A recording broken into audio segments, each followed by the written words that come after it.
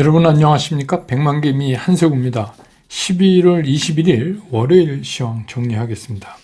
지난 주말에 뉴욕 시장은 조금 올랐습니다. 가까스로. 그렇지만 이게 사실은 시장을 강력하게 상승시킬 수 있는 동력 자체가 있는 게 아니기 때문에 오늘 또 선물 시장은 보니까 선물 시장은 조금 침체되는 그런 모습을 나타내고 있습니다.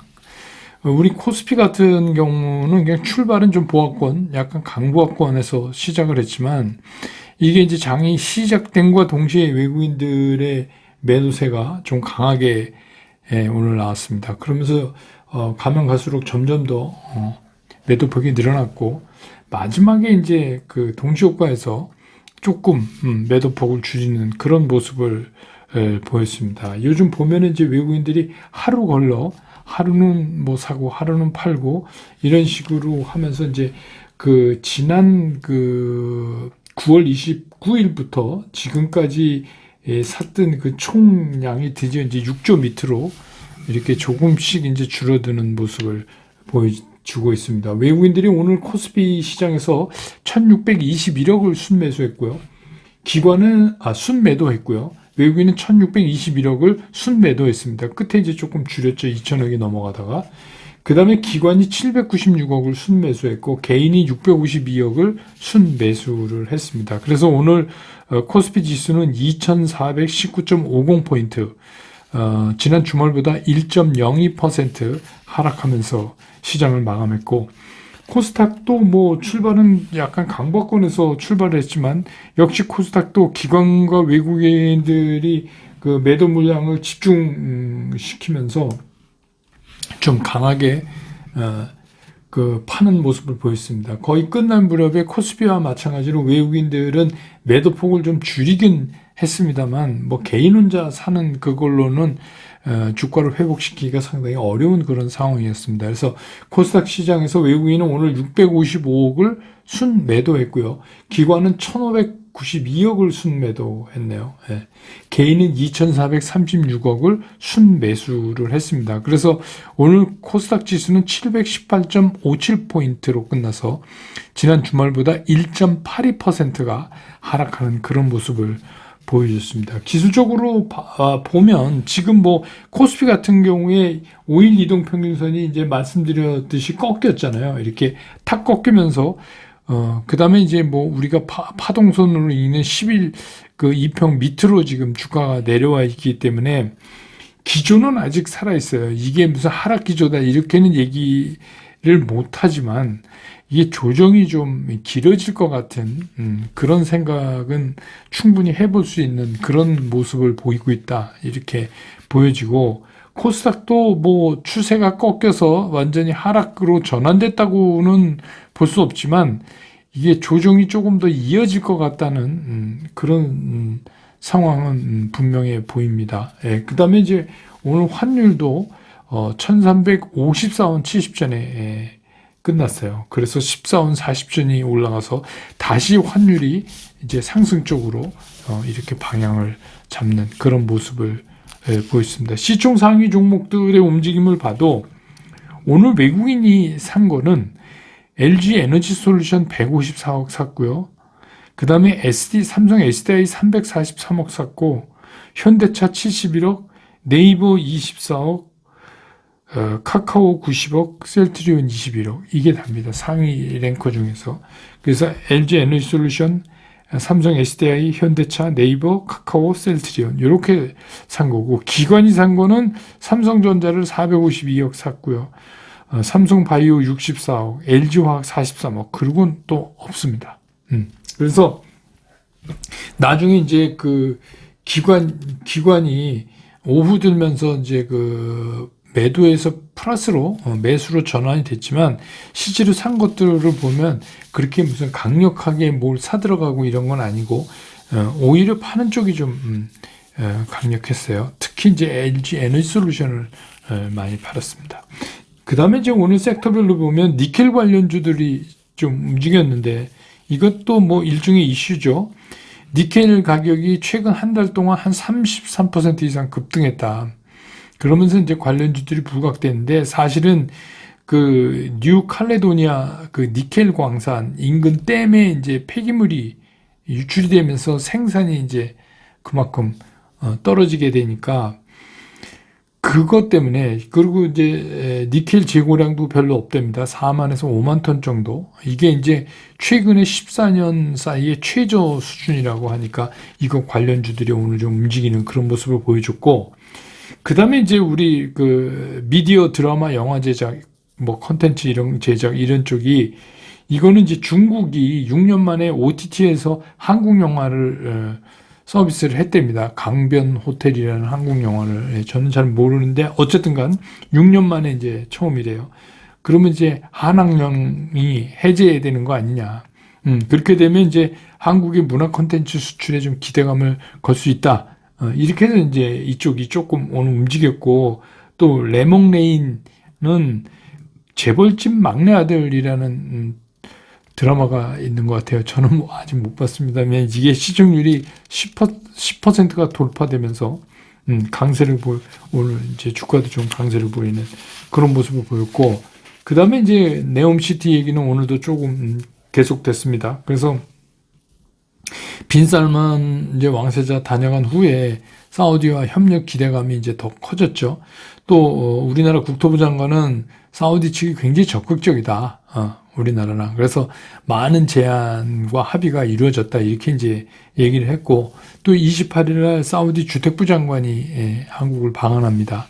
그래서 여기에 이제 한국 기업들이 많이 초청될 예정이고, 그래서 이제 그런 기대감으로 좀 올랐고, 그 다음에 여러분 아시지만 이제 카타르 월드컵이 드디어 시작이 됐잖아요. 그래서 뭐 거기서는 술을 못 마시지만 우리는 여기서 중계 보면서 마실 수가 있죠. 그래서 주류 관련, 특히 이제 뭐 제주 맥주 같은 거 많이 올랐습니다. 그러니까 역시 이것도 이슈 부분이다, 이렇게 볼 수 있습니다. 오늘 시장의 이제 특징을 다시 정리해 보면 결국 시장에 이슈가 없어요. 시장을 계속해서 상승시킬 수 있는 동력이 없어진 그런 상황인데다가 지난주에 이제 주말에 계속해서 연준 의원들이 좀 강한 매파적 발언을 계속 내놓은 게 시장의 상승 동력을 많이 갉아먹었다. 그래서 우리 시장도 오늘 그렇게 됐다. 또 중국 코로나 때문에 아시아 시장이 굉장히 싸늘해졌다. 이렇게 볼 수 있겠습니다.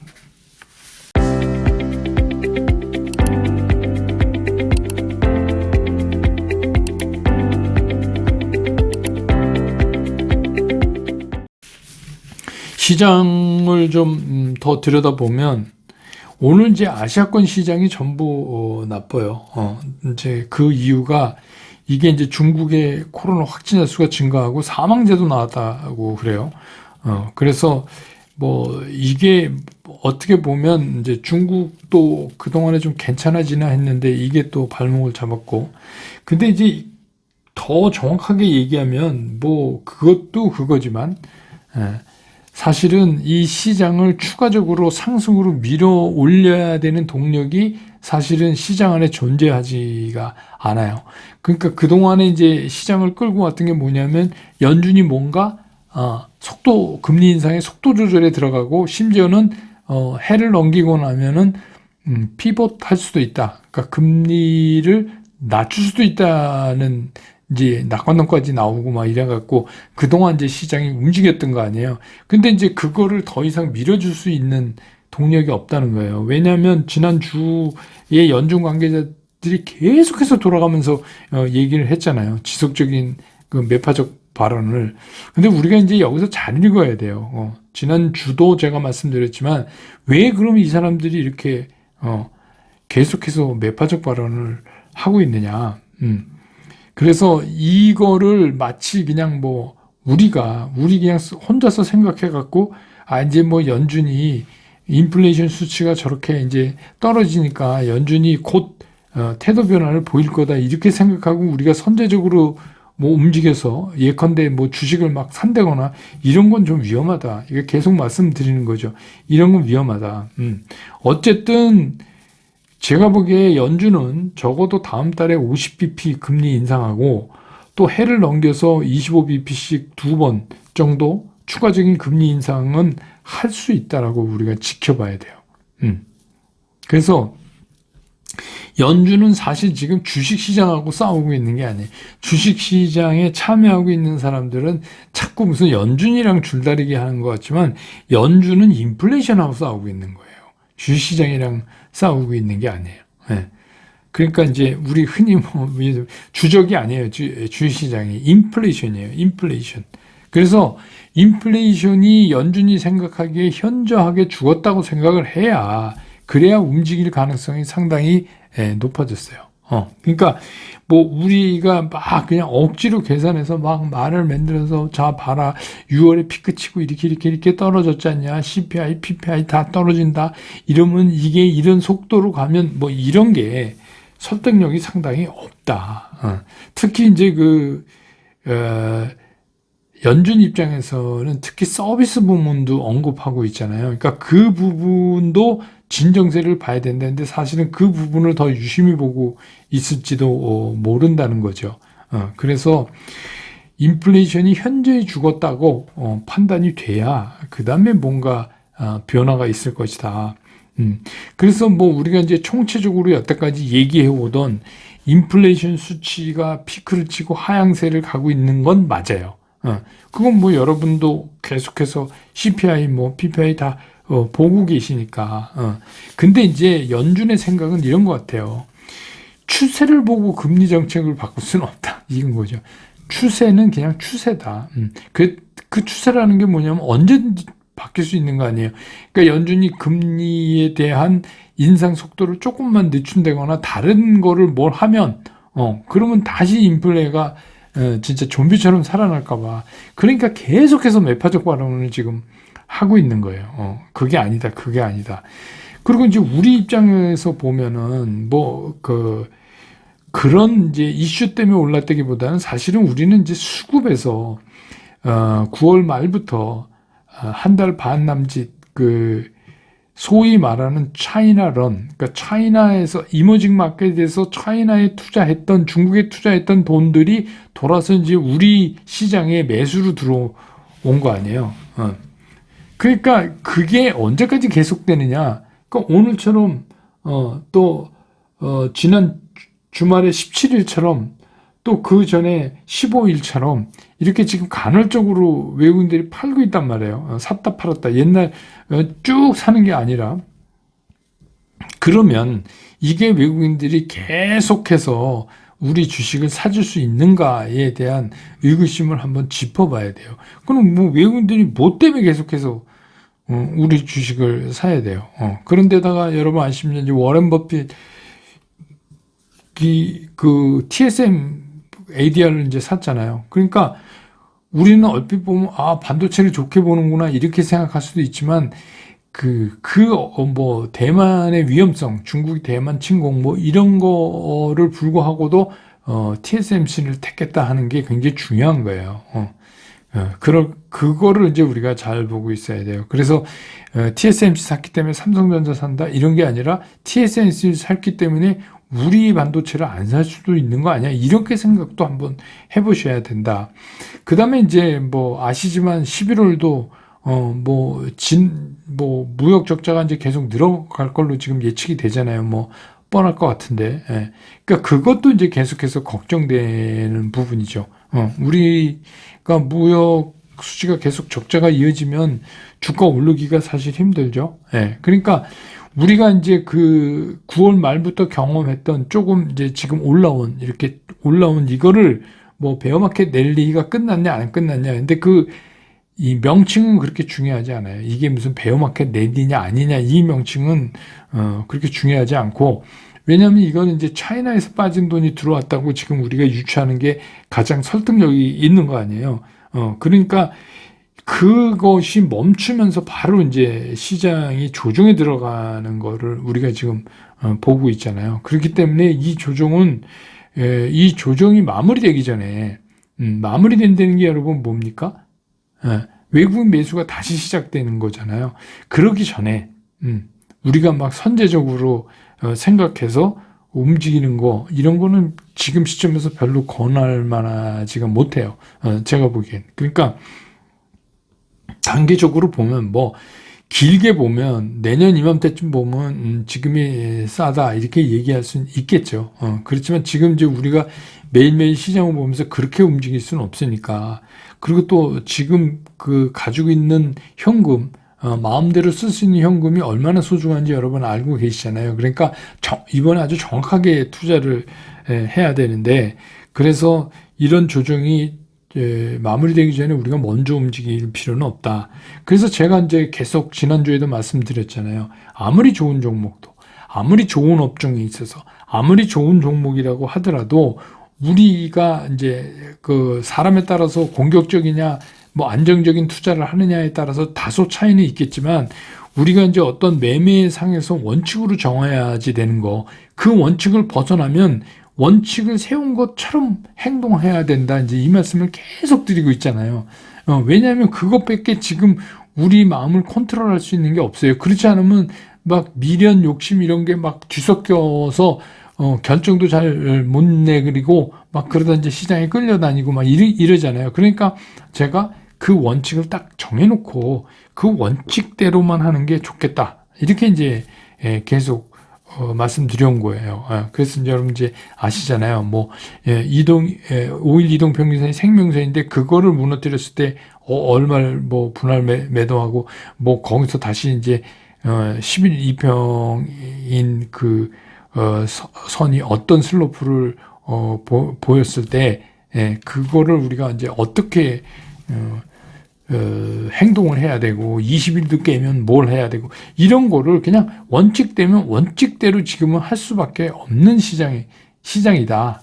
이렇게 이제 제가 말씀드리죠. 왜냐하면 지금 뭐 수급이 그 예전에 코로나 팬데믹 이후처럼 막 유동성이 막 공급되고 그런 게 아니잖아요. 오히려 지금 유동성을 줄여가고 있기 때문에 그건 좀 철저히 지켜야 된다. 만약에 최근에 시장에서 그런 걸 지킨 분들이라면 요즘 되게 시장 편안하게 보이실 거예요. 가끔 댓글에 몇 분 쓰시던데 그렇게 만약에 하셨다면 지금 되게 편안하실 거예요.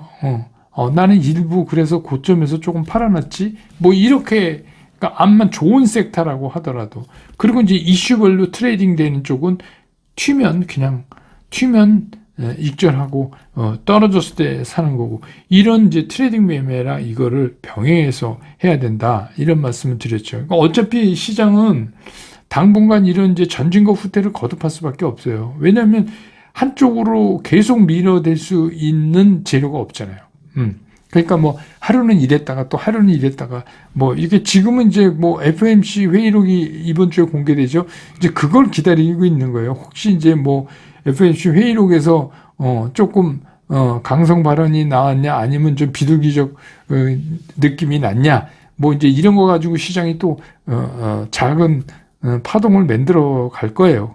지금은 뭐 그럴 수밖에 없어요. 근데 이제 우리는 시장을 조금 찬찬히 느긋하게 보기로 했으니까 그냥 이슈 종목 트레이딩 하고 이런 그 메인 종목들도 매매 원칙에 그 맞게 그냥 움직임을 쫓아가고 이게 이제 지금 할 수 있는 거다. 그래서 오히려 그렇게 담담하게 하시는 게 나을 것 같다. 그래서 연준의 얘기를 정리해 보면 이런 것 같아요. 우리가 이제 그 금리에 대한 스텝 다운, 그러니까 속도가 조절된다고 그냥 마냥 좋아할 게 아니라 지금 연준 얘기는 이거예요. 금리 속도가 조절되면 그 금리를 올려야 되는 고점 또한 올라간다. 이 얘기를 계속 하고 있는 거예요. 그러니까 이런 거예요. 너 이런 거죠. 야구 방망이로 맞을래? 뭐 골프채로 둘 다 사람 때리는 게 아니군요. 그러니까 이제 말하자면 그런 거예요. 그러니까 이것 자체가 무슨 속도 조절을 해서 뭐 갑자기 이게 피봇해서 금리를 다시 떨어뜨리고 이런 얘기가 아니라 속도 조절이 되면 속도 조절이 된 만큼 우리가 가야 되는 최고점의 금리는 올라갈 수밖에 없다. 그 얘기를 하고 있는 거죠. 그러면 어떻게 돼요?